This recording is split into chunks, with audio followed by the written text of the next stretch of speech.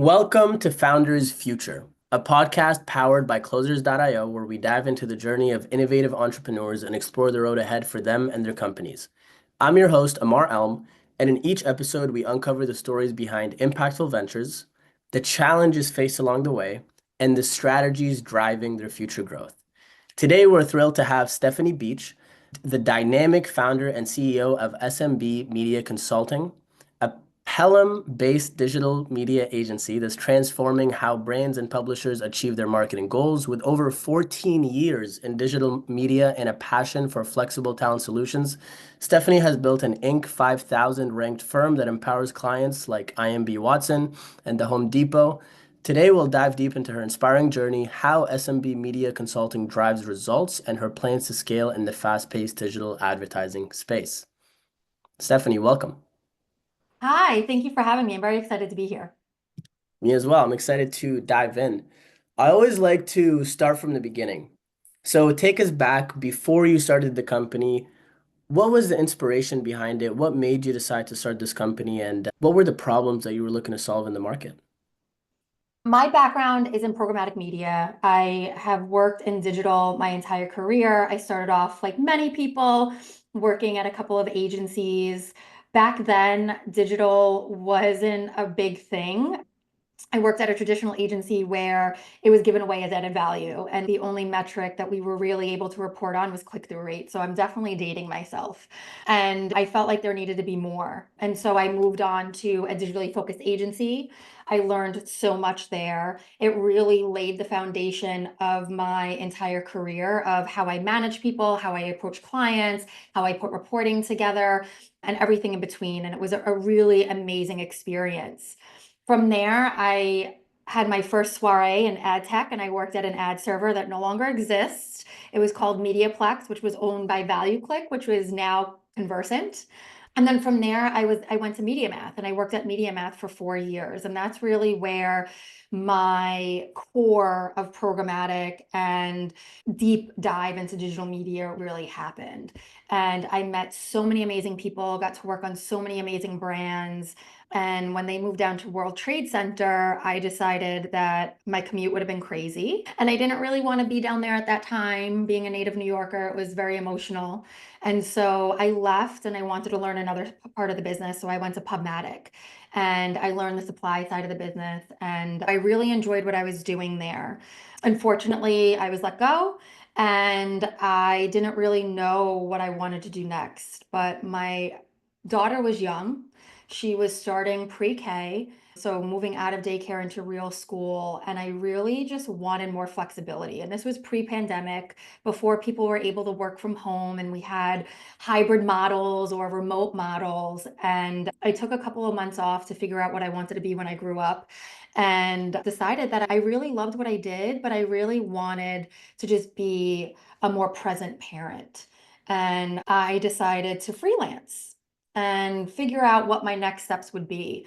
And so I was working with agencies and teaching their teams or their sales teams how to sell programmatic. I was working with companies on in-housing programmatic or building out a tech stack or adopting a technology, understanding what a DSP was, creating a playbook, things like that. And I really enjoyed the impact that I was having on the businesses that I was helping. And I really enjoyed working with these people on a one-to-one basis without all of the noise of corporate and all of people breathing down your neck of you need to do this and you need to pitch this and you need to sell this. And I was interviewing for a job that I didn't really love, but it checked off enough of my boxes, and it was with an agency that was a remote agency. Hmm. And I didn't get the role. And I remember very vividly my husband and I driving in the car, and I started hysterical crying. And I was like, what am I going to do? What am I going to do? And he was like, why don't you just consult full time? And I looked at him and I was just like, that's an option? Like, I could do I could do that. that? Yeah. Yeah, like I had no idea that I could do that. This was the end of 2017, beginning of 2018, and I started an LLC and started looking for more clients instead of looking for a job. And I closed my first brand client, which was Blue Mist, a home decor, a sustainable home decor brand, which is still in business, it's still amazing and still thriving. And they started asking me for other services. Can you do search? Can you do social? Can you do email? Can you do SEO? And so I started onboarding people that had those skill sets to complement what I was doing. And that's how the company was born. And that's how we naturally grew, was based off of necessity and really looking to give programmatic expertise and digital media services to companies that couldn't necessarily afford or want to work with a huge agency. Mm. And I never looked back and been very grateful and fortunate that things have been going well for me so far. That's awesome. So it just naturally transpired just due to where your life was at the time. Yeah, yeah. I took a very big risk and I figured, okay, if this doesn't work, I could go get a job. I could work for Yeah. another company. But it allowed me to be home. And like I said, my daughter was starting real school. So she was in school all day, but I was able to pick her up. I was able to drop her off. I could block out an hour and do homework with her and then come back onto the computer and get things done. So it was really out of necessity. And then when I realized that other clients and brands and agencies needed this help, it was like a no-brainer. Yeah, I love that. I'm super curious when you were starting off, or at least in the early years, were there any mental blocks or limiting factors, especially shifting from the corporate world freelancing to your own consulting firm that you had to get over as a new entrepreneur? Yes, there's a lot. Imposter syndrome is real. Thinking that this isn't going to work, or what am I really doing? Being a solopreneur and being by yourself, there's nobody to really bounce ideas off of, or hey, am I too close to this? Could I have another pair of eyes? There wasn't really any of that. I went to my network and I went to look at what other people were doing, or people that did things that were similar to what I was doing, or that had a company that I aspired to be, and just ask for advice. Hey, how did you overcome this? Or what do you think about this idea? Or I'm really interested to understand like how you got over this hump, or what did you do in this scenario? And it's really tapping into the people that you know and trust. And so people love talking about themselves too. So even if you don't know them and you message them on LinkedIn or something, a lot of times people are open to giving you advice or talking to you and jumping on a call. I always try to give back as well. I do mentoring. I talk to people. I'm on the board of my old college for as a marketing advisor. I really try to give some of that back to what people gave me and really lean into that. Being an entrepreneur, being a female in this business, it is very hard and it's a lot of work. And people tell me all the time, it's you're so lucky you work for yourself and you're the boss. And it's yeah, but it's all on me. The ups are great, but the downs suck. And it's a journey. It really is a journey. And it's not an easy one, that's for Yeah, sure. 100%. I'm so glad you mentioned that. A lot of people, when they're starting off, especially when they're new, for whatever reason, they're scared to ask for help. Or maybe not scared is the right word, but they don't want to ask for help. Don't want to be vulnerable. But as you grow and evolve, you realize that, hey, no person is an island. The only Right. way that you're going to grow is by surrounding yourself with people that are either where you want to be or along the same journey. So that's a huge part of just success overall in all aspects of life. I'm curious, let's take it back to today. How does your company generate revenue? Who's your ideal client? How do you serve them? What problems you solve? Walk me through that. Yeah, so we work with a couple of different types of businesses. So our main focus is working with brands directly. And these are brands that are in the growth phase. Sometimes they are just launching. I do working with businesses that have launched and are looking to get into digital media, and we could work with them to grow, or businesses that are a little bit more established and in that growth phase.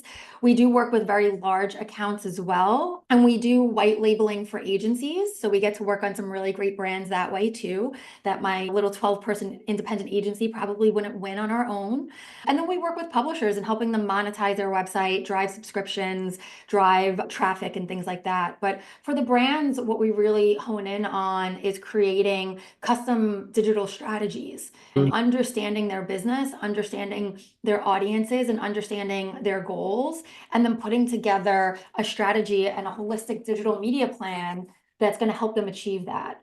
And usually it consists of a combination of different media: search, social, programmatic, email, SEO.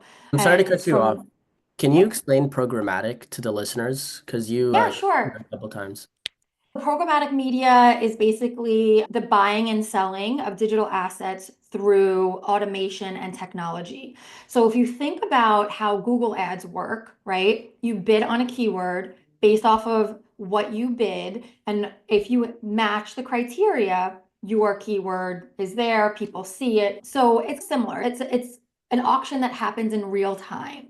So you have a technology partner, which is typically a demand side platform or a DSP, and you create your campaign in there with all of your parameters, your targeting parameters, your demographics, your geographics, any data that you're layering on top of that, your pricing, and everything in between. And based off of that, when somebody is an ad is called to to a website, that impression goes through the list of criteria that you gave it. And if you meet all of that criteria, it'll show your ad. That Mm, happens in milliseconds. So instead of buying, say, the New York Times homepage or the New York Times sports section, you would buy based off of an audience, and wherever that audience is where your ad would show. So it's a little bit more efficient, it broadens your reach, and it's highly effective. Not saying that direct buys with different publications aren't, but this is, like I said, you're buying an audience, you're buying a behavior, you're looking for those people wherever they are, not necessarily just in the publication that they're looking at right then and there, or the content that they're looking at right then and there. So it's it's very much just another way of buying a digital asset, yeah. but this could also be display, this could be video, it could be streaming audio, it could be streaming television, it could be digital out of home. So it really has no limitations to where programmatic can go, and it's real time. So a lot of time too, we're able to get reporting back within a few hours, look at Wow. that reporting and make real time optimizations. I think some majority of technology partners, I think, have a few hours lag at this point. It used to be a Yeah. 24-hour lag. I think it's a couple of hours. So it's as real time as you can get it. I love that. Thank you so much for explaining because programmatic, that's honestly a term that I've never heard before, but when you explain it, it makes a lot of sense. And that's the beautiful thing about the social media space that we live in. You can get hyper targeted to the exact person that you want to. Yeah. A lot of my friends that own agencies, excuse me, they're telling me that Facebook has gotten to the point right now where you don't really need to, and please correct me if I'm wrong, set specific filters, but based off of the copy, based off of the visuals that you have, the video that you have, whatever, it's gonna scan it and it's gonna know, okay, I need to put it in front of this person or that person because this fits what they might be looking for. Does that make sense? Yeah, it definitely makes sense. And I think that's interesting and could also be dangerous, right? At the same time, I think it's interesting to see how those algorithms and how that is going to work within Facebook and if they're getting it right or not. And then I also am interested to see what are they reporting out on and how is that going to be optimized.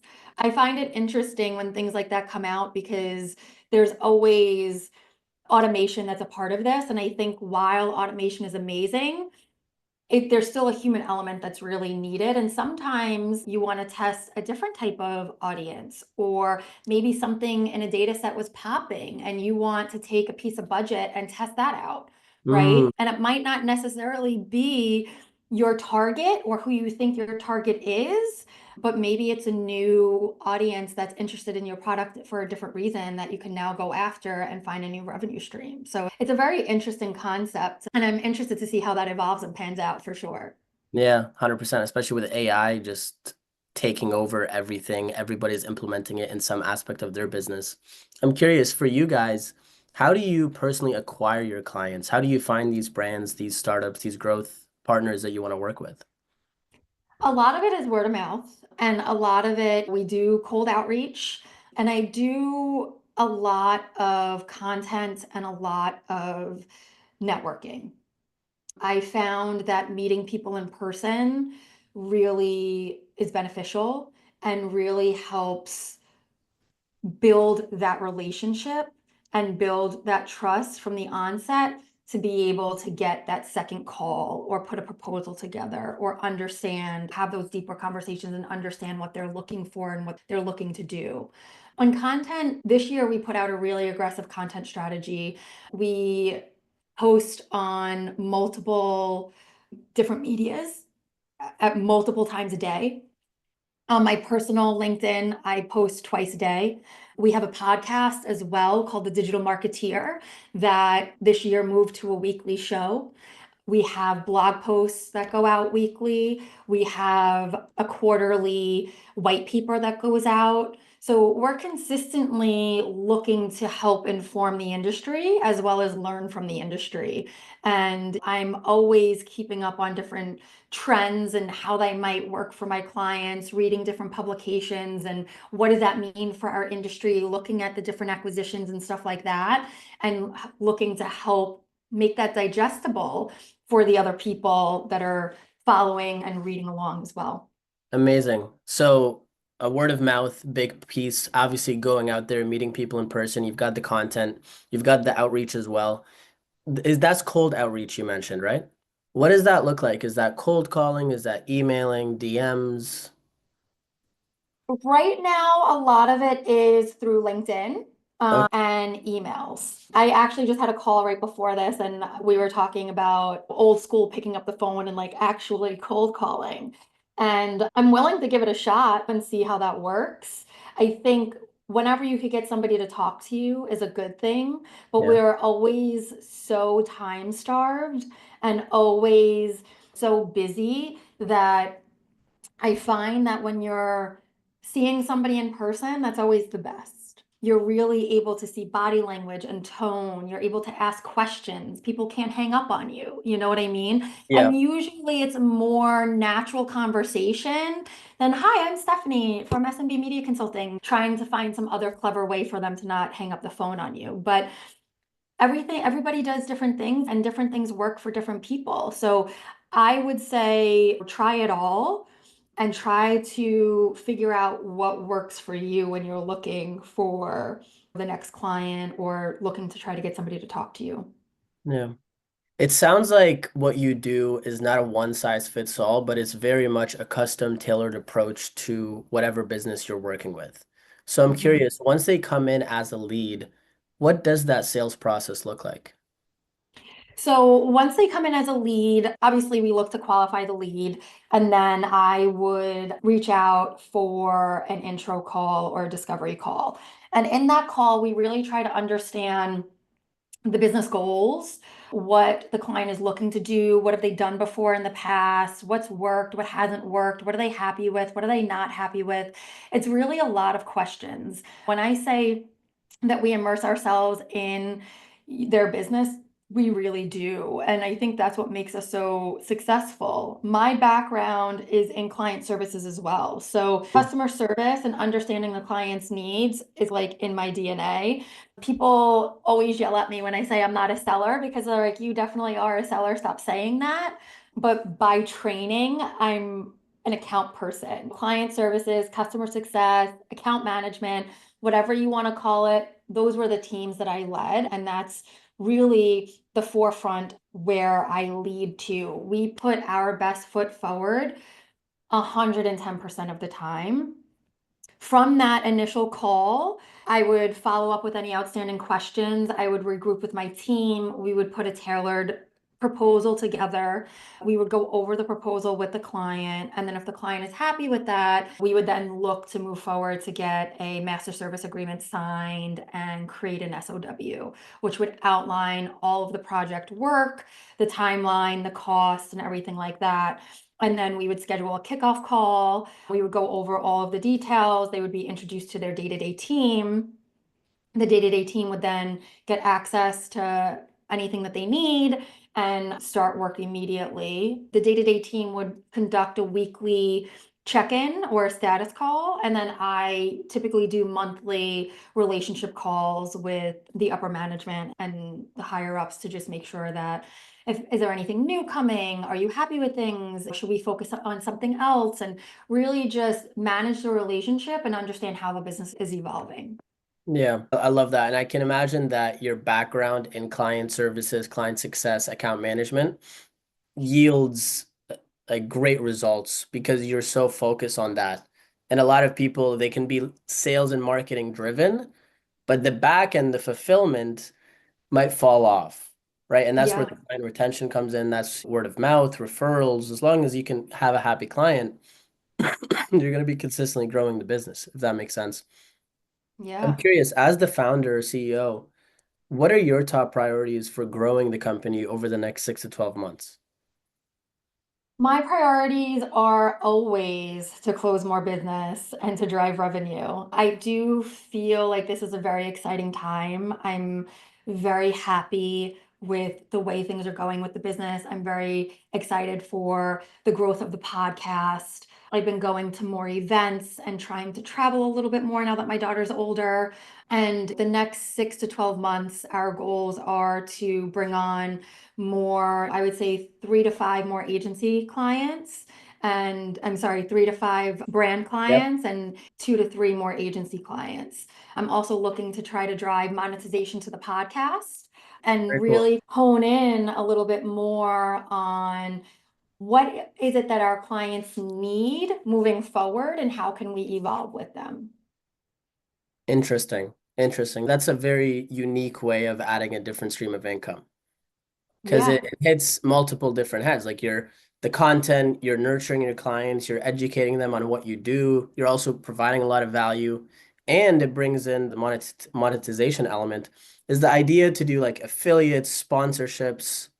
Yeah. This idea. Yep, that's the goal. Yeah, do, sponsorships, read-ins, things like that. I think that being able to have various revenue streams is a smart move for any business, right? I had learned that lesson the hard way earlier on, where I do still do the majority of sales for myself and my business. I did bring on a part-time biz dev person this year, actually about a month ago. And to be quite honest, I've tried bringing on biz dev people in the past and never really had luck with them closing business. So I've been trying to take a different approach. And I would love to have an agency team working on only agency business, then have a branding team working on only branding business, Mm, the monetization of the podcast, and really honing in. So if one isn't doing well, we can rely on the other and vice versa. But I the podcast is something that's fun. It's content. I'm learning and getting to speak to amazing people just like you do. And so while it takes time, that's one of the things that I enjoy. So it's okay. yep. It takes time away from other things. So if I could put some revenue behind it, then it justifies the time being spent and the money being spent to produce it, to edit it, and to pay for the behind the scenes people, because I am only one person and I can't do it all either. And same thing with the client stuff. Like, my goal is to build a brand and a reputation for us being amazing at what we do. And all of our clients are really happy with our output, which I'm grateful for. So, continuously putting out the best service possible and growing our clients, but growing with our clients as well, I think is really important. Amazing. Are you in charge of all the sales yourself right now? Pretty much, yeah, which is fun and terrifying at the same time.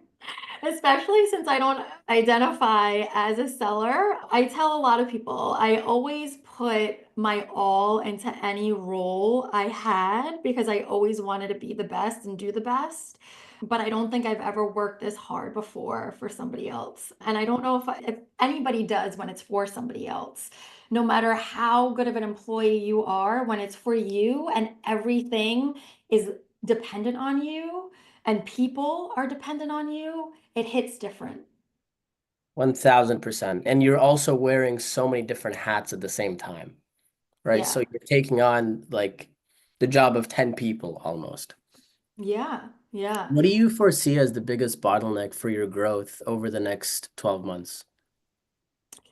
I think sometimes I'm a little afraid to let go of certain things. Like I said, I haven't had the greatest experience bringing on biz dev people and salespeople.